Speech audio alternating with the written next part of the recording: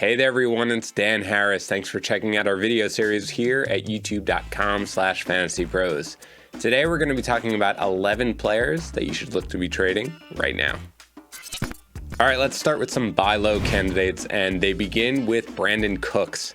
Now, nobody gets excited about rostering Cooks, or really any Texan, and it's understandable, but put some blinders on for a second.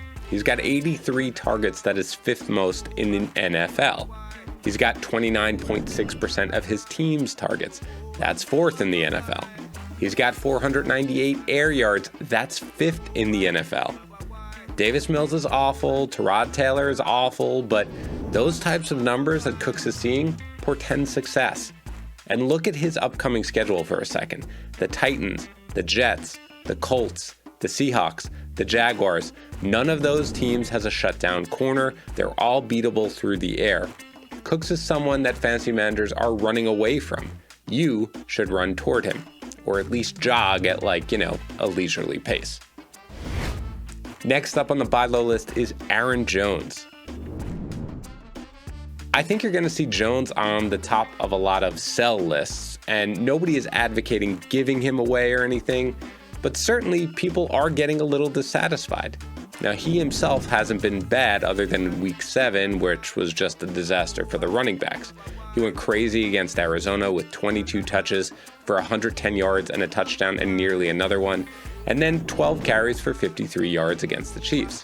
It's more about the fact that A.J. Dillon has started to factor in more. 16 touches for 78 yards against Arizona, 12 for 90 against the Chiefs. Now, I am concerned somewhat about Dillon, but not to the extent most fantasy managers appear to be. And really, you can just kind of throw out the past 2 weeks almost entirely. In week 8, you had no wide receivers, so you had to get Dillon involved more.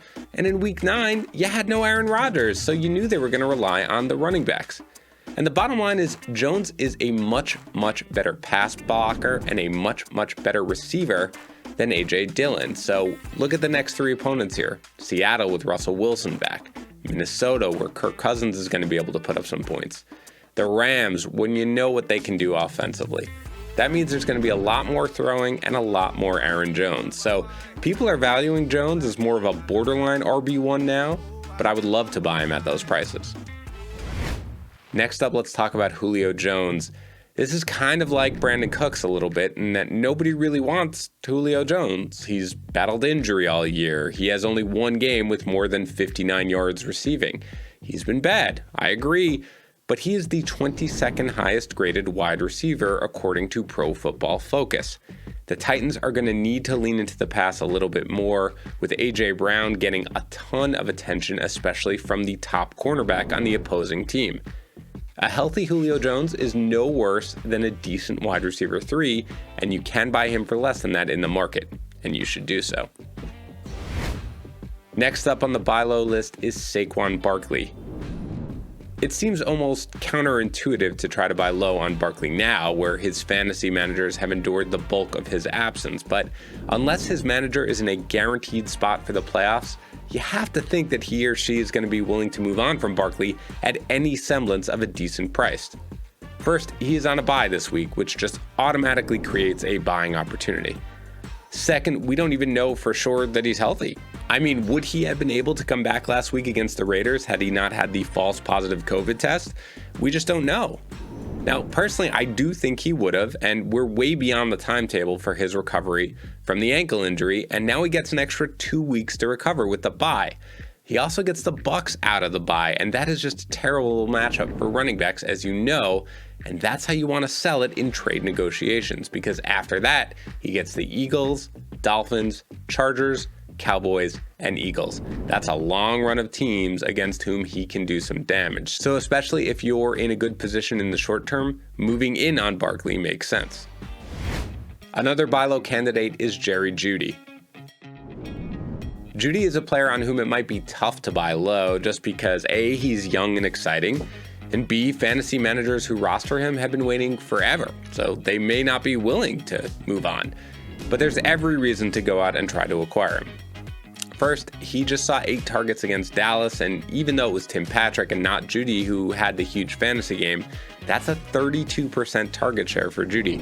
That's pretty meaningful in what was his first game back, playing pretty much every snap at least, because Teddy Bridgewater has averaged 32 pass attempts per game this year. That includes when he left in the third quarter against the Ravens after getting knocked out with a concussion. So if Jeudy is going to command that target share, and there's every reason to expect him to do so given his talent, he's likely going to perform closer to a wide receiver 2 level than the wide receiver 3 level, like where he is currently being valued. Our last buy low candidate is DAndre Swift. Again, this is mostly about perception, and players on bad teams are often undervalued. That's what we've got here with Swift after a poor performance against the Eagles and now a bye. Changes may be coming eventually at quarterback for the Lions, but Swift is averaging more than 7 targets per game. Huge losses, close losses, it doesn't really matter.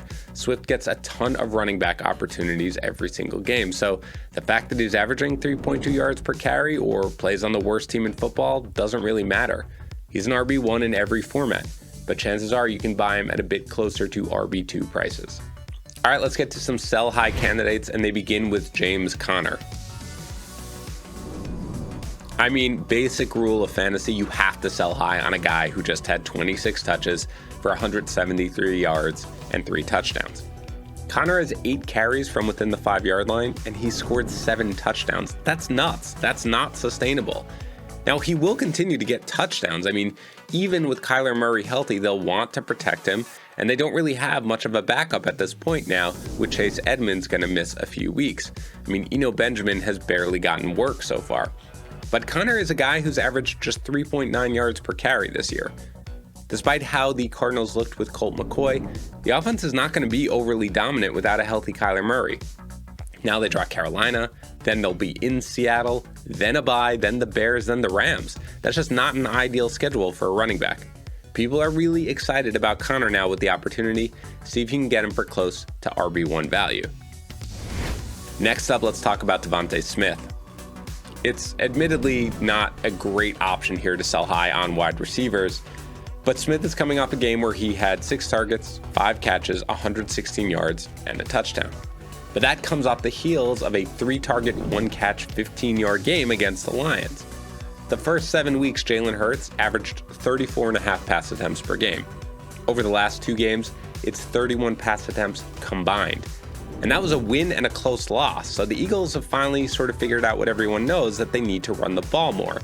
So the good news is that the targets really either go to Devonta Smith or Dallas Goedert. But people get really excited about rookies and look for signs to jump in head first. After a giant game, that's when you need to test the waters with players like Smith, and you should do so now. Next up on the sell high list is TJ Hockenson. We buy low on one line, we sell high on another. Hockenson saw 11 targets and caught 10 of them in the game against the Eagles for 89 yards. That's 31 targets in the last 3 games. That's fantastic. But look at Hockenson's upcoming schedule. He's got the Steelers next, and then the Browns. They're both kind of middle of the road, but on the positive side in terms of limiting points to tight ends. Then he gets the Bears. They allow the 5th fewest points to tight ends. The Vikings, who allow the 7th fewest fantasy points to tight ends. The Broncos, who allow the 3rd fewest fantasy points to tight ends. And all of those are just generally above average defenses. And with no other option in the passing game other than Swift, they can and they will try to clamp down on Hockenson. With some lower end tight ends emerging like Pat Freiermuth and Dawson Knox returning soon, there are just a lot of other options at the position. So sell high on Hockenson for a producer at another position. Next up, let's talk about Deebo Samuel and trying to sell high. Let's emphasize high here, all right? Samuel is the 4th ranked wide receiver in fantasy this year. If you sell, you do so at a massive price. But his value is probably only going to go down from here. First, George Kittle is back, and Brandon Aiyuk looks to have regained the confidence of the coaching staff. So Samuel sees a ton of targets. I mean, a 32% target share from the 49ers. That's second only to Cooper Kupp in the NFL. But it's reasonable now to expect that number to drop a bit going forward. Second, Samuel has battled through his calf injury pretty much every week for the last few, and that's worrisome when you have a history of soft tissue injuries like Samuel does, not a mild history like his entire professional and collegiate career. And if the 49ers do move from the outskirts of the playoff race to totally out of the playoff race, are they going to continue to push Samuel? My guess is not. Again, the guy has been elite, but given the ascension of the other options, given his injury history, I'd just try to sell him for a song if I could. And finally, let's sell high on Damien Harris. You might not be able to sell Harris given his head injury right now, but like I was last week and the week before, I'd be looking to get out where I can. Ramondre Stevenson is showing himself to be a potential issue in that backfield for Harris, who just does not factor into the passing game at all. He needs touchdowns to produce for fantasy, and to be fair, he's getting them, at least one touchdown in 5 straight games, but 15 carries for 30 yards against the Panthers. Now he gets another tough run defense in Cleveland. The Titans defense, who they've got coming up, is playing better. The Bills are on the horizon, and they're a great defense. I do not want Harris leading the way for my team down the stretch. He's barely an RB2 for me going forward, but if healthy, he's definitely valued higher than that by the marketplace, so go ahead and move him. And those are the 11 players that you want to look to involve in trades right now. Thanks for checking out our video series. Please make sure you subscribe here to youtube.com/fantasypros so you don't miss any of the great content we're going to continue to put out all season long.